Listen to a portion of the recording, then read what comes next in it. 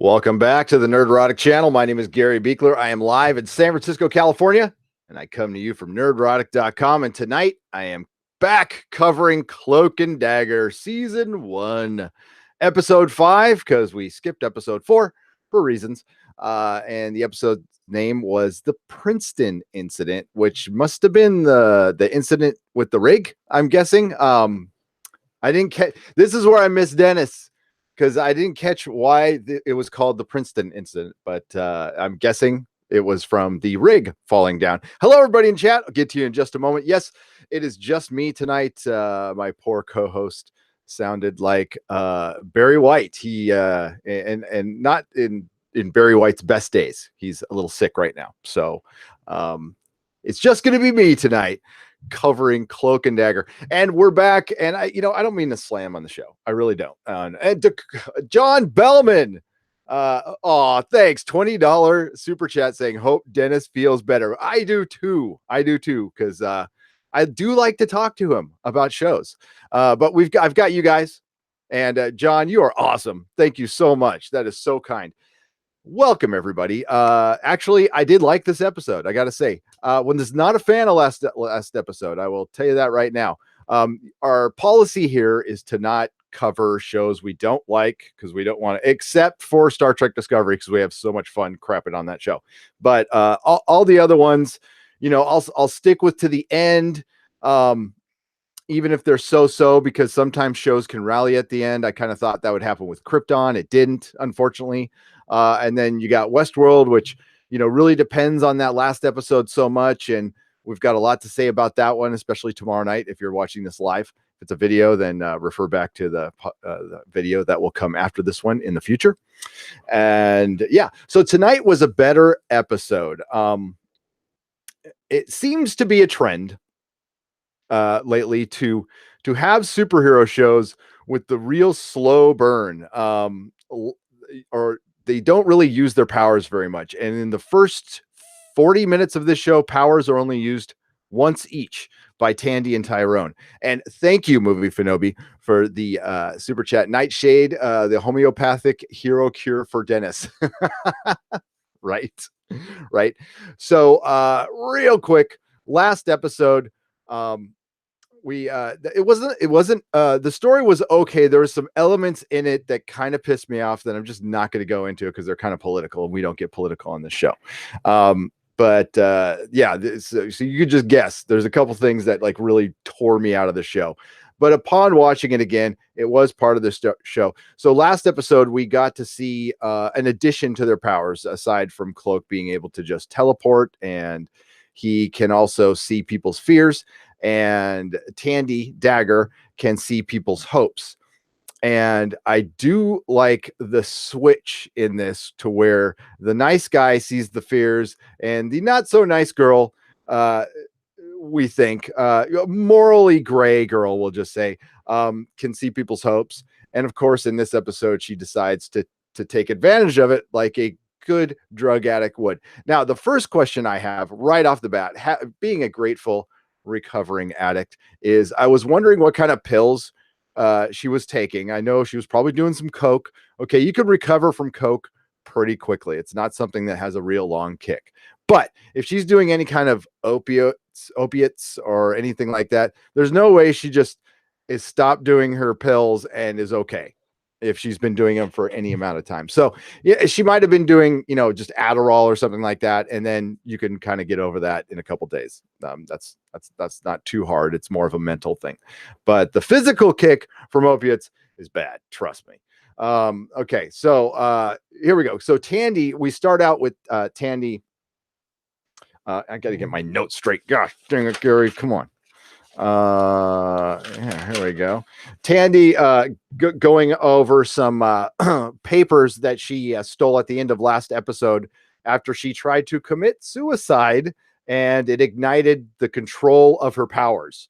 So I guess that's all you have to do, is try to kill yourself. And she did it very artistically. She put a chain around her leg and jumped into the bay or lake or something like that. And luckily she got out of it, and she was able to conjure a dagger at will, and it basically cleared her mind, I guess. So she has now control over her powers. Mary Ashmead, thank you for the $2 super chat. A pillow and a blanket for Dennis. Feel better. I will pass it on. I'm sure he's watching. Hi, D. He can pop into the chat if he likes. So Tandy, now that she was able to summon her dagger at will, she witnessed the murder of her mom's boyfriend, the lawyer, by a hit woman. And that kind of drove her over the edge. So she ended up going back to the office, and she saw that the boyfriend had hid all the paperwork from Roxxon that he had collected in a safe behind the wall. So the hitman, the hit woman, burned down his office.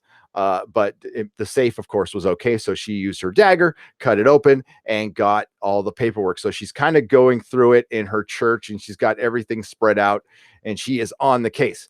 In the meantime, we cut to O'Reilly, who was getting it on in the car with another cop, the cop who gave her his digits on her coffee cup, which actually is a pretty good move for move's sake. Honestly, I wouldn't know. I've been married for so long. I don't know what a move is. I don't know what dating is. So she was getting it on, but she gets called into the office, and it's Tyrone, and it's over his quote unquote bike. But he's actually talking to Officer or Detective O'Reilly about trying to get the vice cop, who his name is Connors, I believe. And he doesn't have any evidence. So they're trying to get evidence on him and of the shooting, because he shot his brother, of course. They can't get him on that, but possibly they can get him on drug charges, because Tyrone did teleport into his car and saw a drug deal go down. So they need to find a way to prove it, which is O'Reilly does something very clever later, which we'll get to in a second.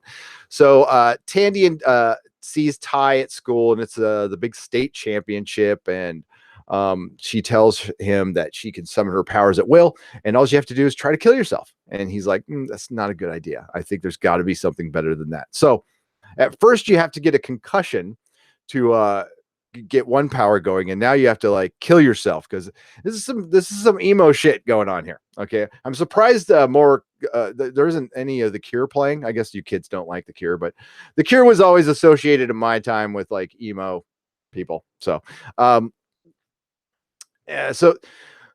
she decides to get Tyrone to let her into office so they can look at so they can wiki some Roxxon stuff, and Tandy is trying to figure out who the big bad is, basically.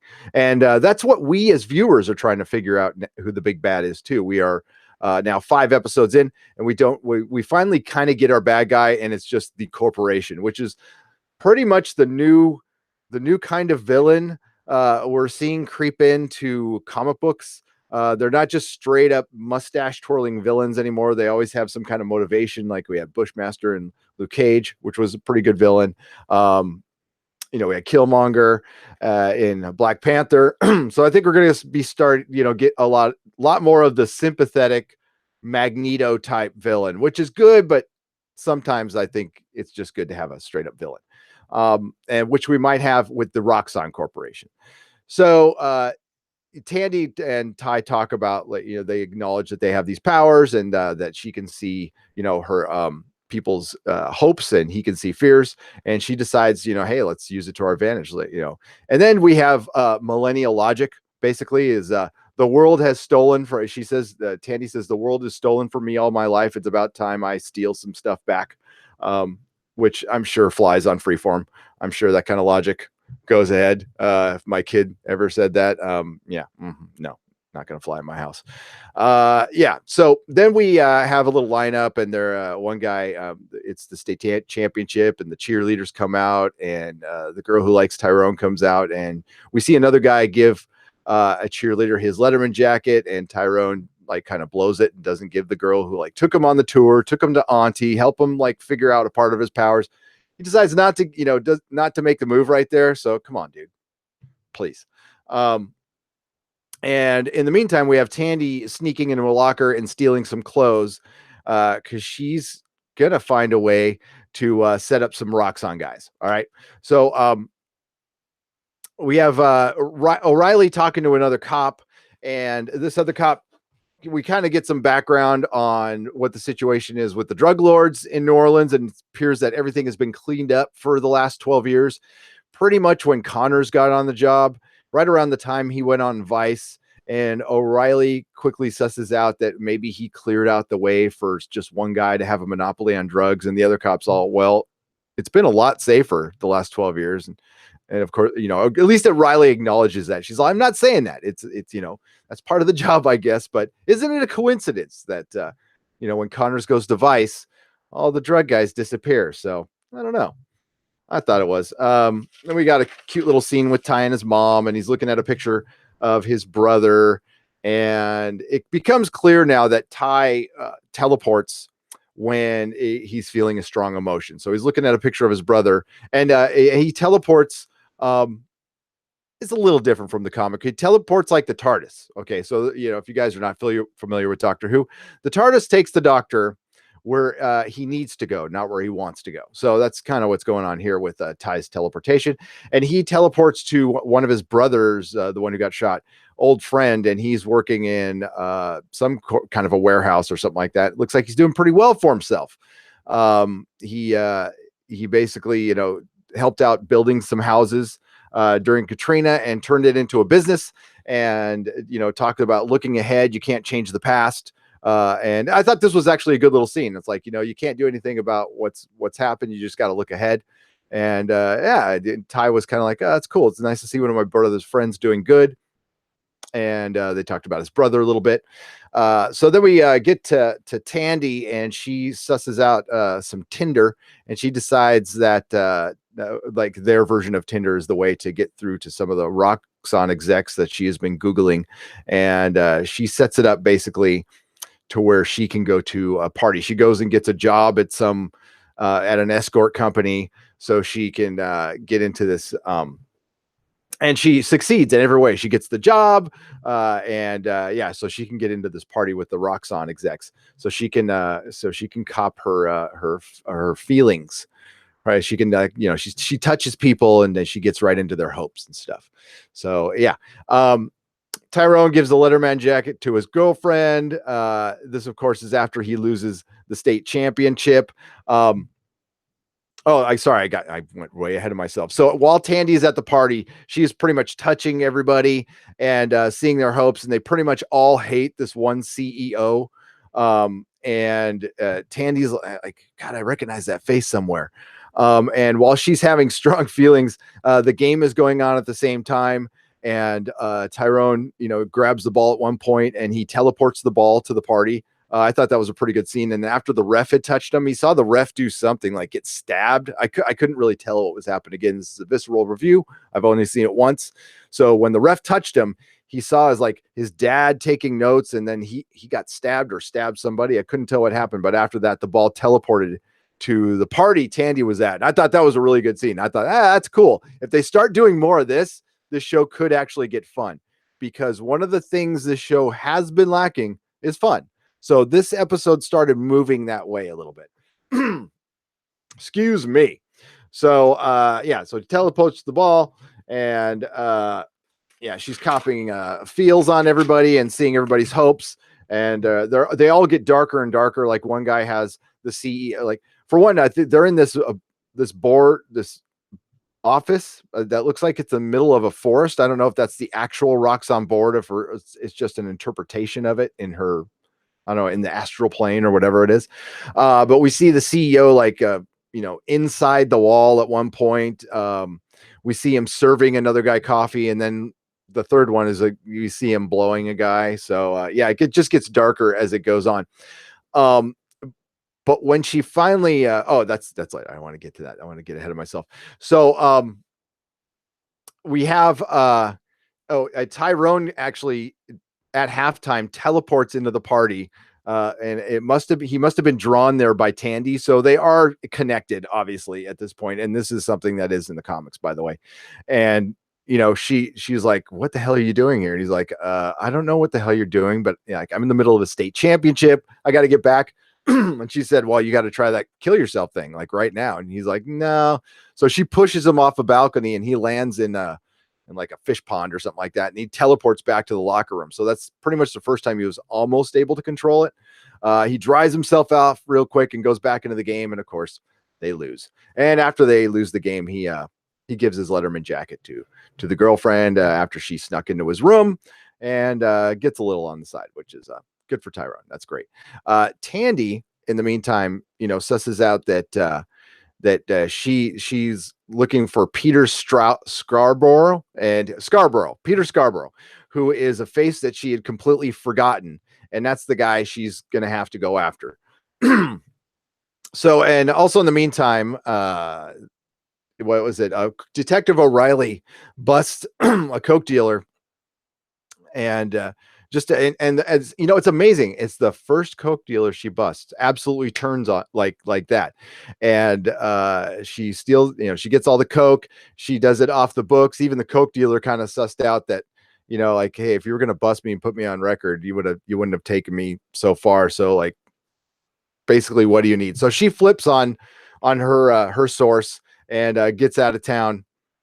And then in a scene later on, we see O'Reilly. It looks like she's doing some lines of coke. This is a very uncomfortable scene for me, by the way.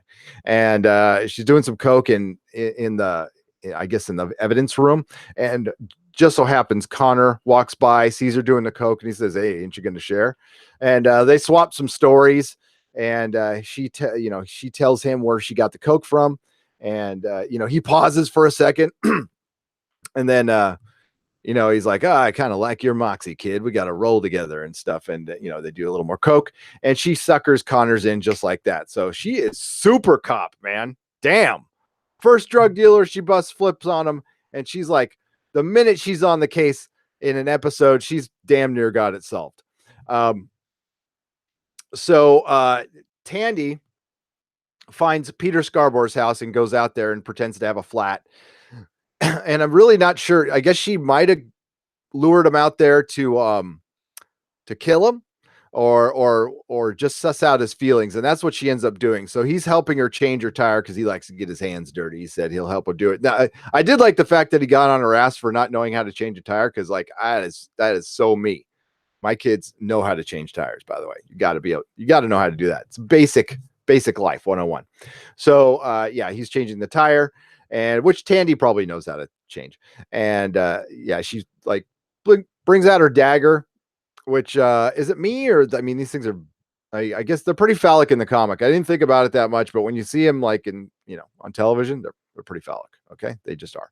And she whips out her light shank, and she's gonna stab him. She decides not to, so she just feels him and sees his hopes, and he has got some really dark ass hopes, folks.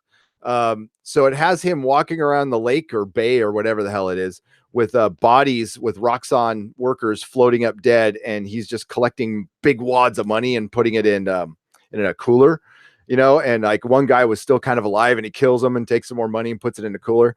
And that was a bizarre scene, and I did kind of like it. She sees a workman's hat come off, and it says Ivan Hess.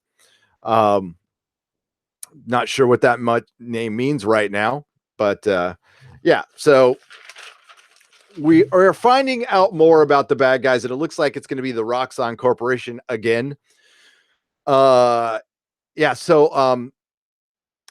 Ty, after his little night of nookie, wakes up very happy and clutches a blanket or hoodie and teleports into his friend's building again, who was in that warehouse or whatever.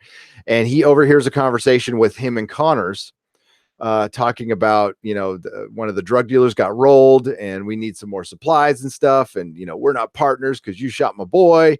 And so Ty sees the connection now, and it's almost like they're being guided by something. I wonder what that's going to end up being, or if it's just going to be part of the show, like they're guided by fate and we're not going to explain that. But it seems like they're definitely they're guided by something, right? So that's interesting. And that was the last scene with him.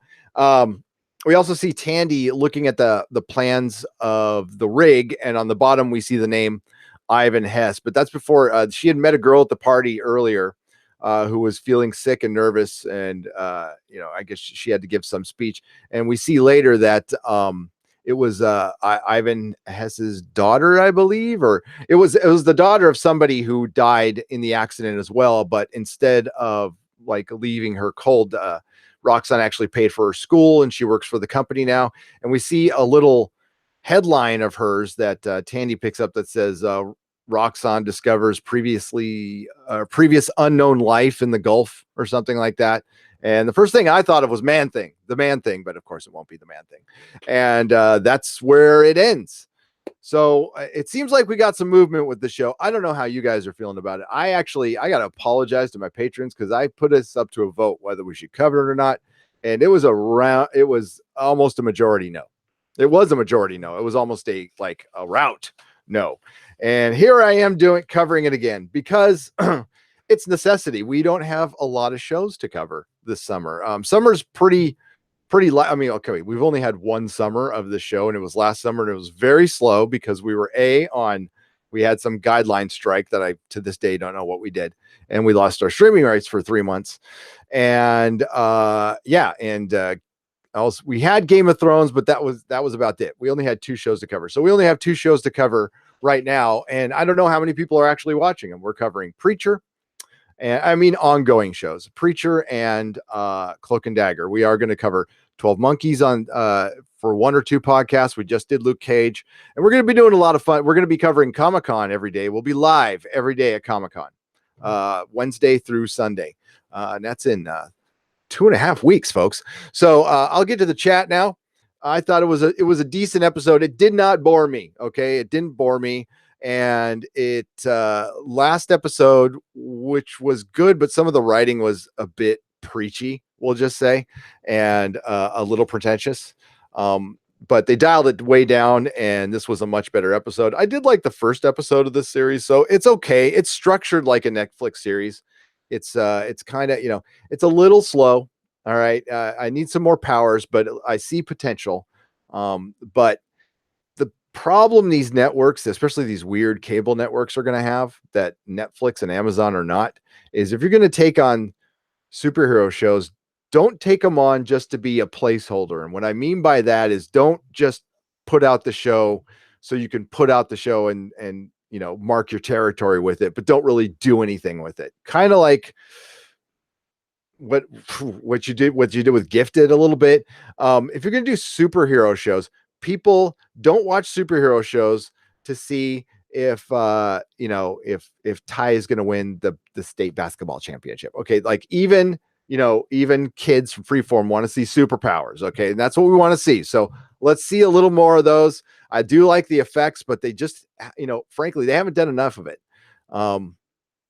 And if it's going to be a whole season of an origin, and then we see Cloak and Dagger in their costumes, like in the last 30 seconds of season 1, kind of like what they did with the Runaways. I won't be happy, but we'll see. I'm going to get to the chat now. How's everybody doing? I hope well. Everybody's wishing Dennis well. Let's get back up here. It looked like she was snorting painkillers, says Grovelane. My sis was like, just swallow those. Well, Grovelane, when you snort the painkiller, it gets to your receptors quicker and you get more out of the drug.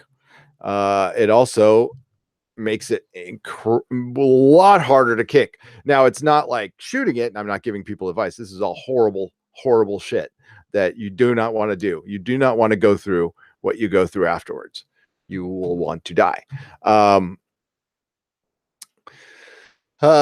Budget slow burns tend to happen nowadays with TV shows, but saying you don't get political and don't love comic books is weird, since the whole reason they exist is because of real world events, says question. The whole reason comic books exist is real world events. I could not disagree more. It's escapism. Yeah, but no, that's the way TV shows are right now. Yeah, actually comic books started in a very dark they have a very dark and racist past, but superhero comic books basically started out because for lack of a better term, it's the guys not being able to get the girl. Straight up. That's where Superman came from. So, yeah, it's really nothing more simple than that. And and politics is in stuff all the time, but we don't get political on the show. And the chat will agree with me. You can have your politics, and I definitely have politics, but this is about escapism. And we stick to that. Sometimes or of late, comic books really want to pull you out of that, but nah. Get my shit together. God, Dennis shaking his head, laughing and coughing uncontrollably. Right.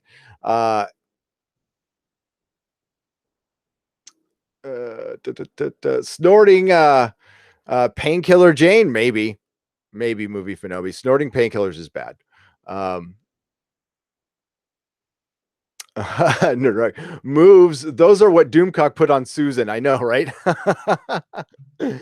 Is Dagger meant to be the villain in this show or an anti-hero? Asked Viking Bitch. Anti-hero. She certainly at times is acting like a villain, though. Cloak and Dagger are both heroes. Yes, they are. And this is in line with the comic book. Okay. It's in spirit.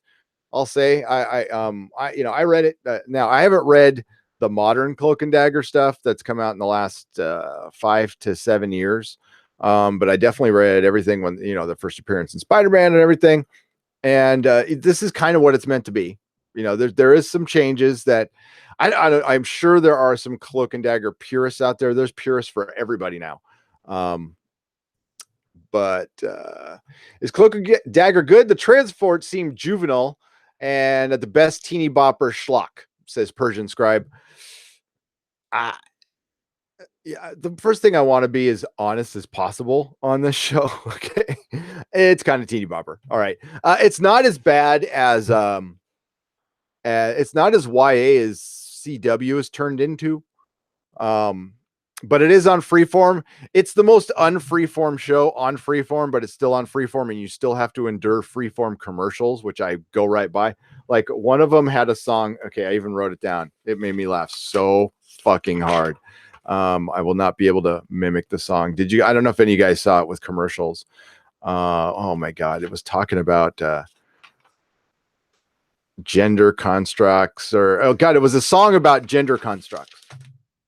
They had a little rhyme to it, and it was I just could not believe I was hearing that.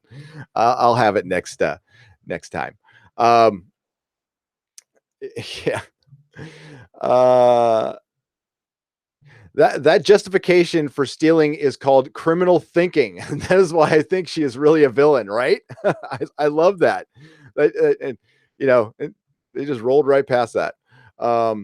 They started as anti-heroes like Punisher as a way of testing Spidey's morality. Spidey had to stop them from killing a drug dealer who made them, says Philip A. Demick. Very well said. Yes. And honestly, Cloak is at least in the comic books, is always on the verge of becoming a villain, and not becoming a villain in the evil sense. More in the modern way, is he is darkness.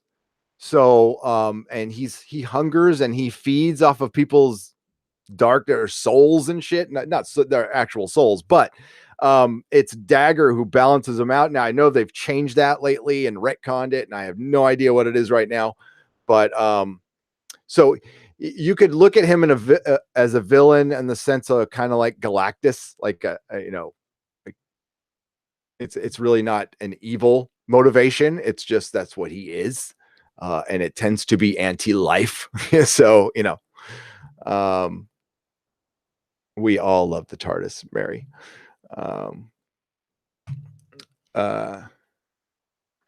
I'm sorry if I just explained the TARDIS. Not everybody's seen Doctor Who, okay? Jesus. Grillavane.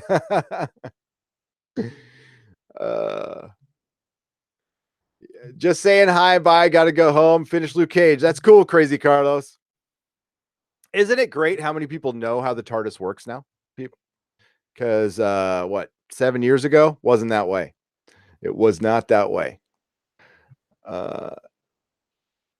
Definitely Viking, but she hate to breaking to her. The world doesn't owe her anything. If you want something, you got to be willing to earn it. J.K. Rowling didn't wait for her success. No, she didn't. Uh, what? I'm trying to pre-read this. Uh, I'm biting my tongue really hard right now. I don't want to shit all over the show because I know some people like it. Don't put holes in your tongue, Viking bitch. Um, I have not last week I didn't like it. This week I'm like, I honestly I don't know right now. I got to see how it plays out. If it like within the next couple episodes like starts using the power like kind of like how they use the powers tonight in a really fun way with the teleportation and like really awkward moments. That yeah, do a lot more of that. Bring Auntie in and get some of the more supernatural stuff in, and then you got me. I was kind of hoping this show would just go full on magical. I think it'd be a lot of fun because you can do a full on magic street level show. It would be fun. I think you can do it if more. I wish I had the faith in Marvel Television as I do in the MCU right now. I really do. Because Marvel Television is like hit and miss. You know, I tried getting in the Teen Wolf, but I had to force myself to finish the show because I ended up skipping scenes, which were too teen angst for me. Yeah, I couldn't get into it, but Melissa, my wife, oof, man, dived into that one. There are two on my DVR along with New 12 Monkeys, but I can see if I can find the earlier 12 Monkeys. Maybe watch Cloak and Dagger, but for now, likely join the Expanse rewatch. Finished Fringe last week. Awesome movie, Finobi. Yeah, there's no just rewatch the Expanse. I'm not going to tell you not to do that for sure.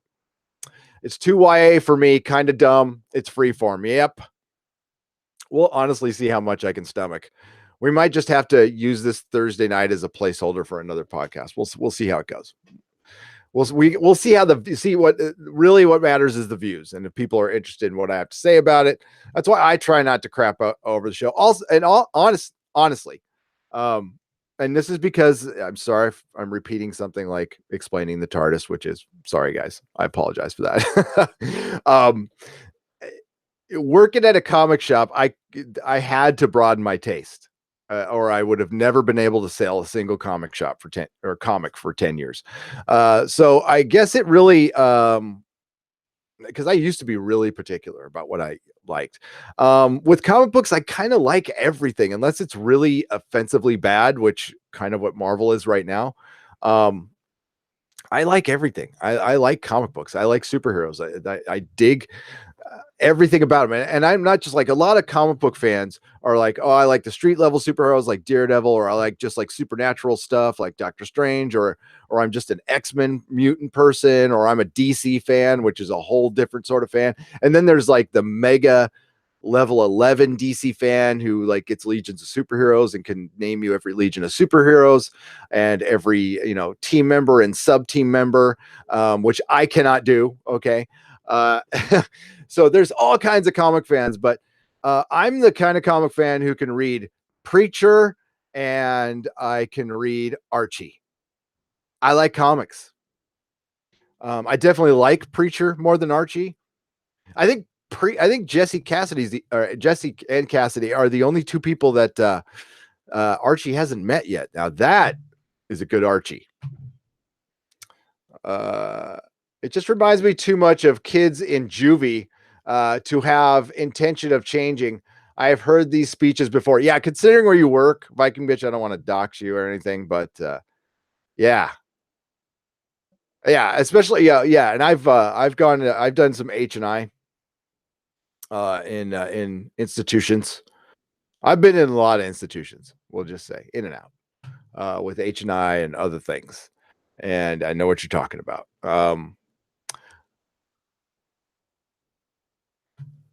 Talking some doctor. Yeah. Yeah, I will not be covering the new Doctor Who. I'm sorry to say, but I will be glad. I will be happy to cover the old stuff. That's probably what I'll do instead. Um, What is my take on Riverdale? It was weird. It was weird. I didn't like it very much. Yeah, I apologize to everybody who likes this CW. I just can't get into the CW. I used to love the CW shows, and then I watched Daredevil, and it ruined it for me forever. I could never go back. Riverdale, at least I give it effort for trying and being different, and definitely not being Archie, but just not my cup of tea. Yeah, I totally understand where you're coming from. I agree. Tandy's behavior is really more consistent with, say, Siler's in terms of how she loves using her powers. Yeah. And you know what? They can have a lot of fun with that. But I don't know why this show isn't on Hulu with the Runaways. I think it would actually go well with it. Thanks, Ray Rain. I think it would go well with it, and I think it would really improve both of those shows to have a crossover. And the Cloak and Dagger appearance in the Runaways is actually quite good.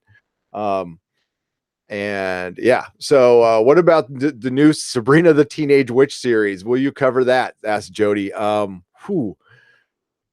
try anything. All right, I'll try anything. I'll take a look at it. Who knows? Who knows? We need to cover something, okay? But I mean, we try to do creme de la creme here for the most part. I mean, it's not with every show, okay? It's not with every show. The reason we cover Star Trek is because I am a ginormous Star Trek fan. I am. I would say I'm a Trekkie, not a Trekker. Okay. And yeah. Yes, cover old Doctor Who for Thursday. Maybe that'd be a good Thursday one. We could just start at the beginning. More Krypton. How's your father? I think you don't like me. How's your father? Why would you? Krypton could have been so good. And it's not. I vote Fringe. Fringe was fun. I wish there was a show like that still around. Well, we are covering Preacher for sure. I'm going to stick with that one all the way through. I enjoyed the first episode, and even though you could tell they cut the budget a little bit, I'm going to cover it. We're going to, yeah. I'm a Trekkie too. There you go. Could we avoid using the word teen in title, please? Right. Okay. So I'm going to wrap this one up, folks. And John Bellman, thank you again. Thank you again, everybody, for the super chats. And I don't know if I'll be back next week. Dennis might be back next week. I don't know. Tell me what you think of the show. Are you guys liking the show? Should I keep covering it? And this is also out for the people who are going to see a video and comment on it as well. Am I completely an idiot and just an old fart sitting on his lawn yelling at kids? I want to hear about it. I need to know, because I really don't want to be that guy, but I mean, sometimes it's unavoidable. You know what I'm saying? Thanks again for the super chats, which is Movie Fanobi for $1.99, John Bellman for $20. Jesus Christ. Movie Fanobi for $1.99, and Mary Ashmead for $2. Our next podcast is tomorrow night if you're watching this live, and it's the podcast after this if you're not. It's our regular Friday night podcast, which is live at 8 p.m. every Friday, like I just said. Tomorrow night, Doomcock will be joining us. So it'll be Dennis, if he's not sick, Susan, Doomcock, and Doomcock is like, he can speak his mind about Westworld, so it could get I saw some talk of a salty in the chat earlier. It could get salty tomorrow, so fair warning. We usually are a fun, cheery, light, and that's why we don't get into politics, is we try to keep it nice, but sometimes we give some people shit, or actually we give content shit. We try not to attack people. Actually, that's not really cool. And yeah, so Doomcock is gonna come out guns a-blazing with on Westworld. He did a great video today. Please check it out. And he's blowing up now. He's passed 5,000 subscribers because of his appearance on World Class Bullshitters, which, congratulations, Doomcock, you're awesome. And the next show we're going to cover for sure is going to be Preacher on Sunday. Of course, I've got my Expanse book review, which is we're doing that throughout the summer. That is Sundays at 11 a.m. Caliban's War is next. Thank you all. And again, if you do enjoy Cloak and Dagger, I want to hear it. Watch my video. Tell me, because I will cover it fairly. I will promise you that I will cover it fairly. All right. Everybody in the chat, Penn Farm Girl, Ray Rain, Jody, Philip A. Demick, Persian Scribe, Grove Lane, Mary Ashmead, Slurmy Scott, John Bellman. I think I said your name already. How's your father? 2 question marks. And if I missed anything up the top, I am sorry. Of course, Viking Bitch, Marcus Kahn, and Feisty Fan was up there earlier. I don't know if she's still around. Thank you all for watching. Please like, share, and subscribe. And all of our links can be found at nerdrotic.com. You can also see our live schedule there. And again, if there are shows that are coming out that you really want us to cover, shout it out. I need to hear. I'm thinking about even covering Better Call Saul. Okay, so that's possibility because it's a good show. All right, so don't thank me. I just popped in last second. How's your father? I'm gonna thank you whenever I want, man. All right. No, it's all right. It's all good. All hail Doomcock, and may the small folks sing songs of your greatness. Good night, everybody. See you next time.